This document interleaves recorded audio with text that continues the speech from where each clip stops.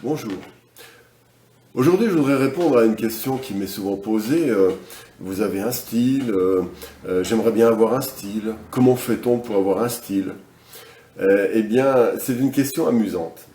En fait, la réponse, il ne peut pas y avoir une réponse bonne une fois pour toutes. En fait, le style, c'est quelque chose de très particulier.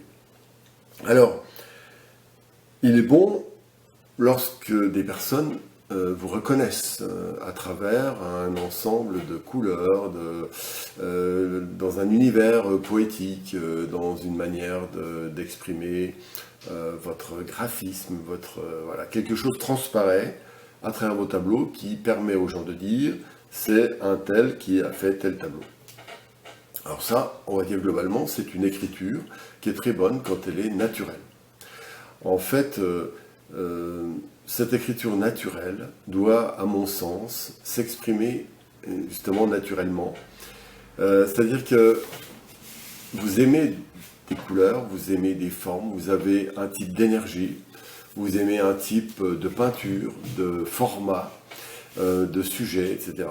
Et tous ces éléments se rassemblent dans une unité qui progressivement, au fur et à mesure du temps, va vous donner ce qu'on pourrait appeler un style.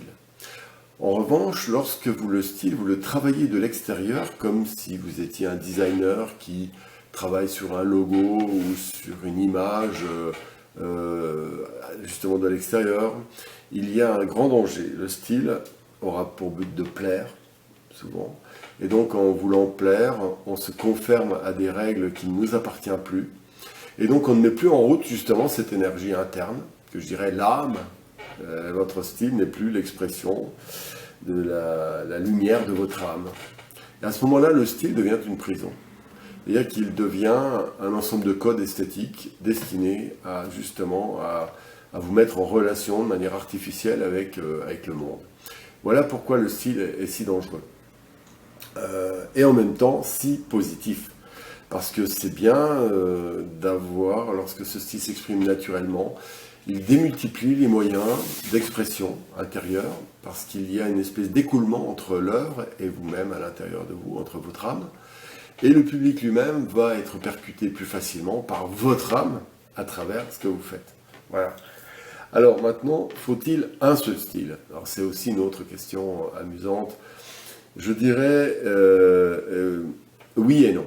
Encore, vous voyez, c'est une réponse de Normand, de Vosgien plutôt. En fait, si vous n'avez qu'un seul style, une seule sorte d'expression, que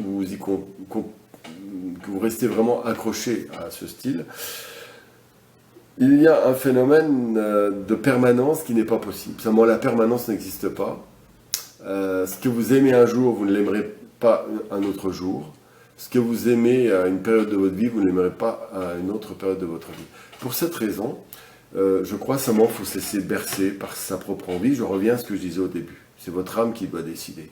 Mais en général, il faut reconnaître qu'à l'intérieur de nous-mêmes, nous sommes multiples, nous sommes complexes, et nous avons souvent besoin de modes d'expression différents.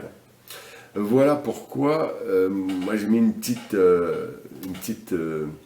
méthode pour éviter de m'enfermer ou de me disperser. En fait, c'est ça, le problème du style, c'est le danger de se disperser et le danger de s'enfermer. Alors en général, je garde un style principal assez régulier. Par exemple, 3/4 du temps, je peins une seule chose.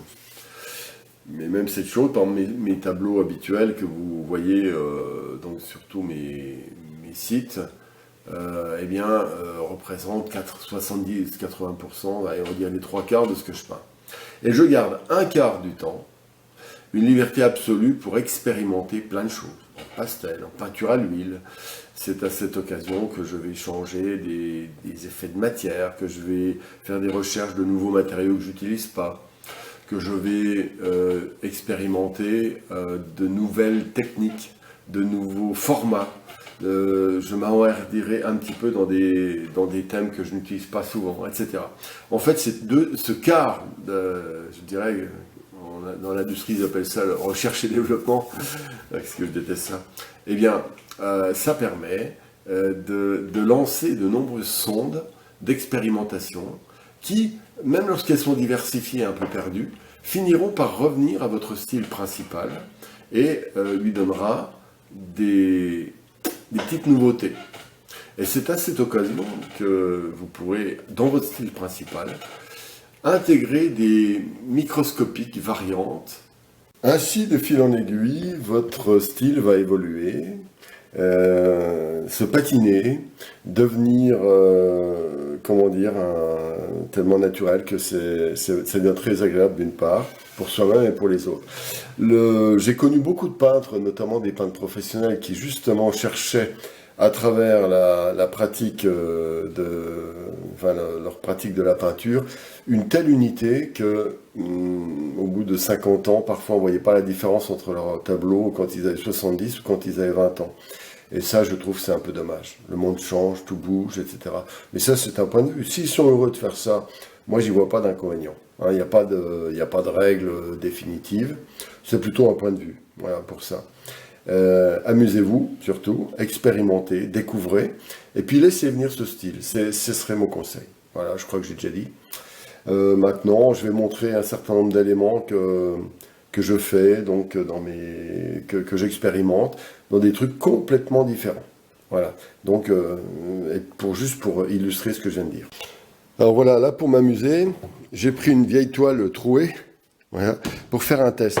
J'ai mis un enduit pour faire du pastel. C'est du pastel, c'est pas de la peinture à l'huile. Et donc, j'ai fait des traces pour expérimenter des effets de matière un peu particuliers. Et j'apprécie beaucoup ça. Voilà. Ensuite, j'ai fait un autre exercice sur un contreplaqué.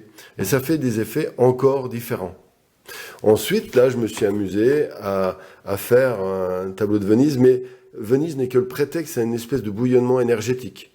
Alors tout ça, c'est des choses vraiment très différentes. Certains diraient trop, mais c'est pas un souci tant qu'on joue avec, quoi. Voilà, tant qu'on découvre. Là, par exemple, je me suis amusé à faire un tableau. Ça, c'est une grande toile. Hein, il fait quand même, presque 1 mètre de large. C'est des effets que j'ai voulu expérimenter, très peu de couleurs, avec des ambiances autour de la nature, presque comme un tableau semi-abstrait. Voilà, bon, j'en ai fait un autre ici. Vous voyez les effets de matière de près. Alors parfois, il y a le grain qui est très épais de la toile avec des effets de matière. Des fois, je prends des vieilles toiles pour expérimenter. Ainsi là, j'en ai un autre qui est encore plus grand. Là, j'ai voulu, c'est le côté zen, j'ai voulu, ce que je disais tout à l'heure, jouer sur la taille. Là, il fait 1,30 m sur 1 mètre quasiment. Donc, ça permet d'expérimenter d'autres choses. Voilà un exemple pour ça. Là, j'ai fait un pastel. Alors voilà, c'est un vieux pastel que j'ai repris. Je l'ai fait il y a au moins 20 ans, puis j'ai remodifié des choses. Alors parfois aussi, le style nous parle à travers le temps. Quelque chose qu'on a fait il y a 20 ans peut être réactualisé quelque part, renourri. Voilà, donc voilà un autre exemple. Là, il y en a encore un ici, comme ça. J'en ai fait plein dans ce style-là. Alors bien sûr, je fais comme des filons. J'en fais 5, 6, 10 d'affilée. Alors ça, c'est différent, c'est le même style que je fais d'habitude, mais sur une toile. C'est-à-dire que là, j'ai mis un enduit, mais différent de celui que j'ai montré tout à l'heure, et ça permet de faire des effets très particuliers, vous voyez. Alors, je sais pas. Alors, la plupart du temps, ça ne donne aucun résultat. La plupart du temps, ça ne donne aucun résultat, mais en même temps, c'est amusant. Voilà, mais quand ça donne des résultats, ça donne des résultats. Voilà. Alors, ici, par exemple, là, j'ai écrit des milliers de fois la bouteille, la table, la pomme, la gamelle, etc. Et en fait, c'est un pastel. Voilà un exemple en utilisant j'ai utilisé les mots pour peindre quelque part. Bon, c'est un peu, voilà, tout des tas d'amusements. Donc, faut garder l'esprit du jeu, et à ce moment-là, vous voyez, c'est quelques exemples, mais le style restera toujours un grand plaisir. Voilà, expérimentez vous-même, et puis après, vous m'en parlez, d'accord, et j'en ferai peut-être une vidéo.